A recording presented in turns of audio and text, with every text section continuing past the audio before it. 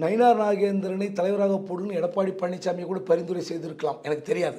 என்னோட யூகத்தில் சொல்கிறேன். காரணம், இப்போ முக்குளத்தோர் ஓட் பேங்கால தான் தென் மாவட்டங்களில் அதிமுகவுக்கு சரிவு இருக்கிறது என்ற ஒரு காரணம் இருக்கும். ஸோ நயினார் நாகேந்திரனை போட்டிங்கன்னா மேற்கு மண்டலத்தில் கவுண்டர்கள் சமூக வாக்கு அதை அப்படியே கன்சால்டேட் பண்ணிக்கலாம். தென் மாவட்டங்களில் நீங்கள் முக்குளத்தோர் வாக்கு வங்கி ஒரு டிடிவி ஓபிஎஸ்னால் அதுக்கு பேலன்ஸ் பண்ணுறதுக்கு இவர். அதே நேரத்தில் இப்போ ஓபிஎஸும் டிடிவி எங்கே போகிறாங்க? அவங்களுக்கு என்ன வழி? கொடுக்குற சீட்டு வாங்கி இந்த கூட்டணி என்டிஏல தான் இருப்பாங்க. அதிமுக சிம்பிள் கிடைக்காது. பாஜக சொல்கிற சிம்பிளில் ஓபிஎஸ் நிற்கணும். ஸோ ஓபிஎஸ் தலைமையில் ஒரு கட்சி, டிடிவி தலைமையில் ஒரு கட்சி, அந்த கட்சி எங்கே போகுது? ஸோ அந்த முக்குளத்தோர் வாக்கு திரும்பவும் என்டிஏக்கு தான் வரப்போகுது. Okay okay. So John Pandian, okay, புதிய தமிழ் கிருஷ்ணசாமி.